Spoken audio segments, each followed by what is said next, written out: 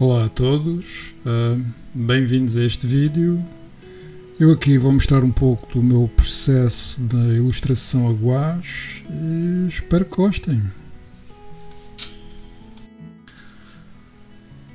Bom, eu geralmente costumo começar pelo menos com um esboço azul, a menos de cor azul, depois então faço a linha final a grafite, um lápis HB ou 2B, depende. De seguida faço então o scan do desenho para Photoshop, onde eu elimino as linhas azuis e fico só com a linha final a grafite. De seguida faço impressão num papel para aguarela, neste caso 180 gramas.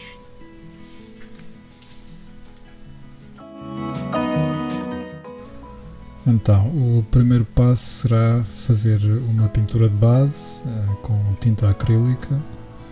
A pintura de base, no fundo, tem a função de começar já a estabelecer as formas, criar os sombreados, tentar perceber o que é que eu vou fazer na pintura. E além de que o acrílico tem a vantagem, ao contrário do gouache, uma vez seco, já não é reativo à água. E também serve de fixativo, no fundo, porque uma vez passando o acrílico por cima das linhas do lápis, já é mais difícil o lápis ficar esborratado quando passamos a água por cima. De seguida, agora aqui neste momento, eu ainda não tenho bem a certeza das cores é que eu vou utilizar. Eu geralmente costumo trabalhar do plano de fundo para o plano mais à frente.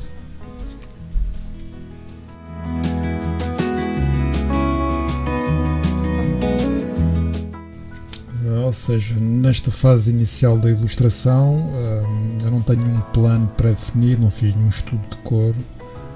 Sei apenas que pelo menos os tons base no plano de fundo eu quero cores frias, e de forma que vou misturando aqui uns azuis, uns verdes, um cinza, e eu vou descobrindo um pouco à medida que vou avançando, deixando o trabalho fluir e à medida que vou avançando, as próprias cores que eu vou misturando vão-me sugerindo outras cores.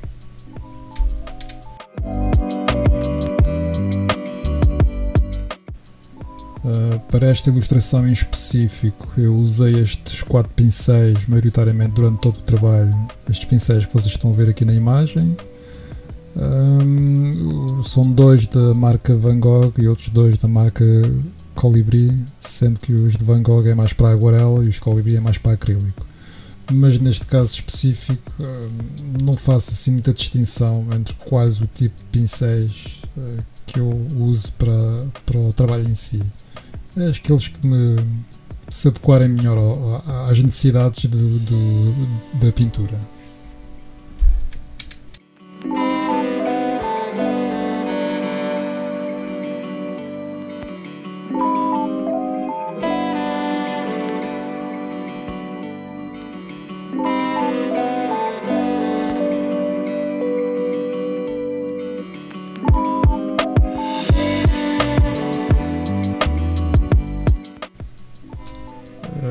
Aqui nesta fase eu começo primeiramente a atacar a rocha onde está a sereia.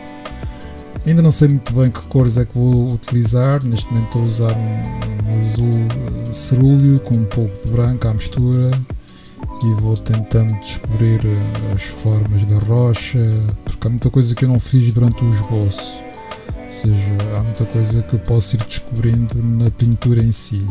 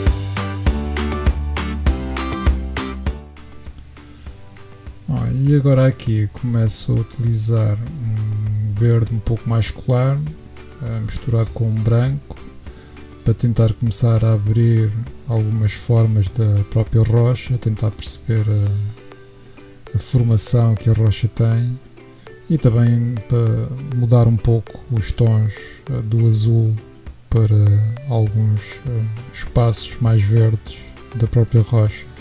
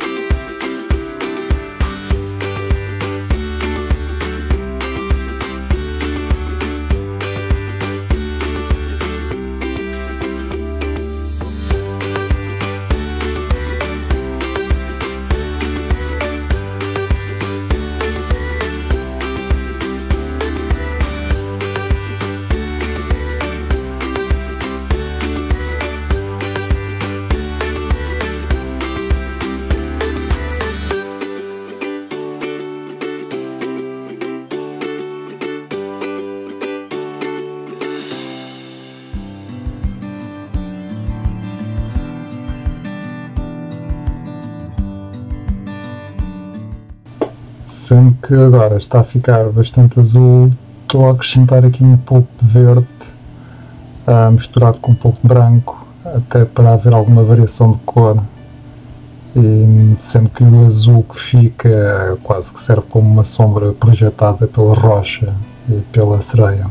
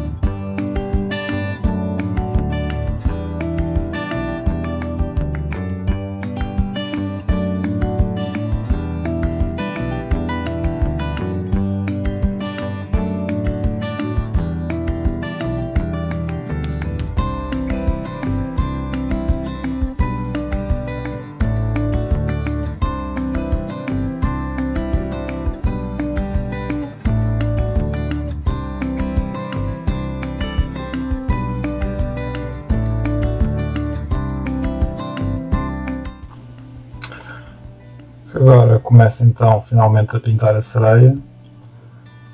Como o fundo está em tons bastante frios, começo aqui a fazer algum contraste em tons mais quentes à sereia, dando-lhe alguns vermelhos, rosa, misturando sempre um pouco de branco para dar consistência à tinta.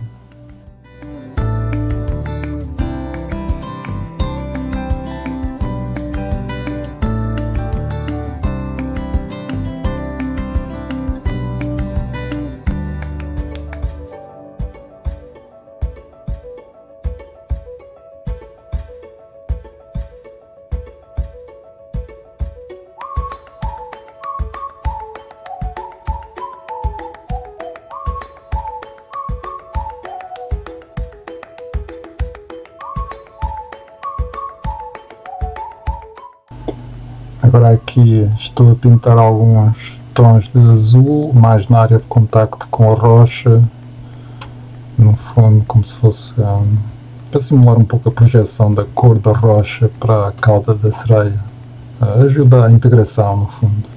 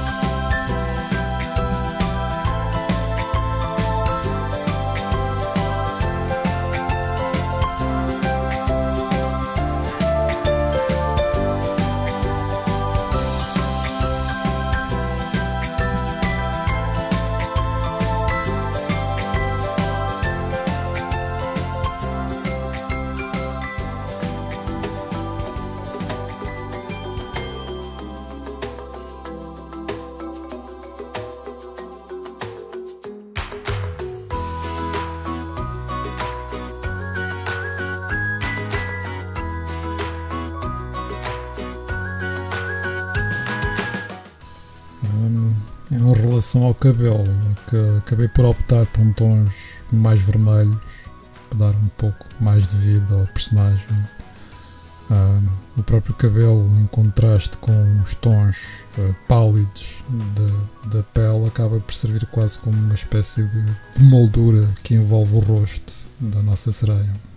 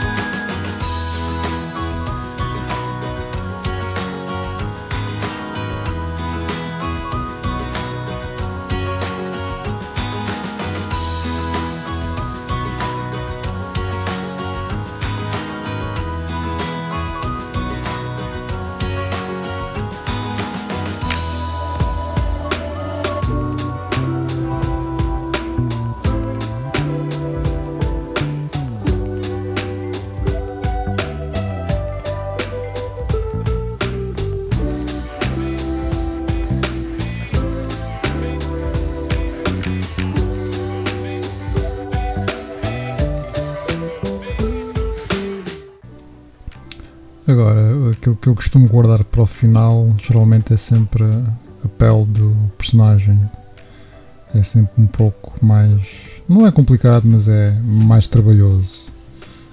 Decidi por uns tons mais claros, um pouco de rosa, muito branco, algum sépia, e vou misturando e vou dando a forma ao corpo à medida que vou pintando.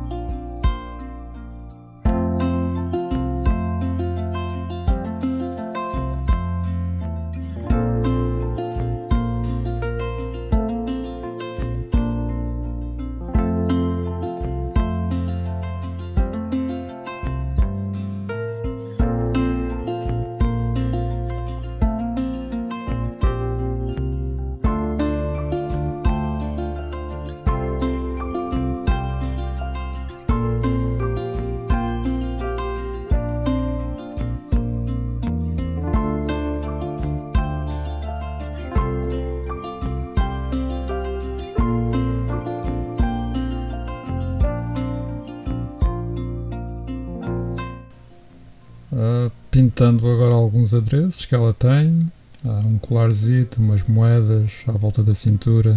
Não é que eu seja grande fã de joalharia, mas neste caso acho que a personagem deveria ter alguns elementos que ajudassem um pouco a contar a história dela. As joias e as moedas que ela tem à volta da cintura podiam ser parte de um tesouro que ela achou no fundo do mar, sei lá. Ou seja, são pequenos pormenores que ajudam a trabalhar a história do personagem e ajudam também a nós enquanto estamos a fazer a ilustração.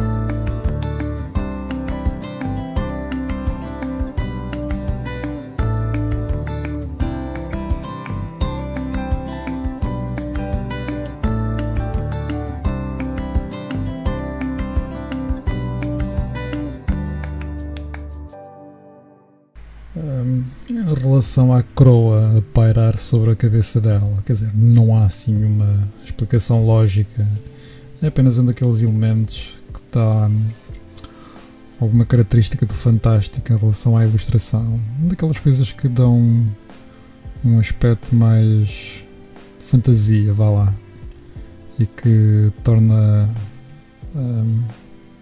o storytelling um pouco mais atraente.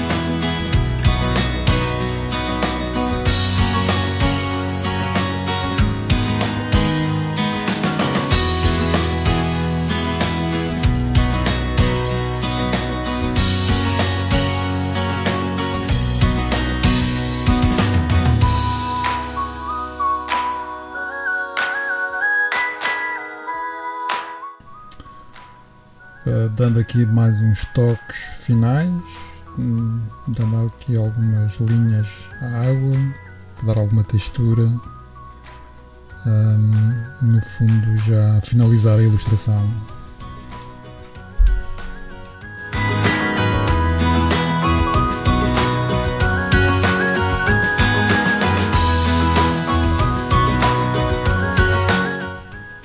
E chegamos ao final da nossa ilustração, à altura de retirar a fita adesiva, e espero que tenham gostado.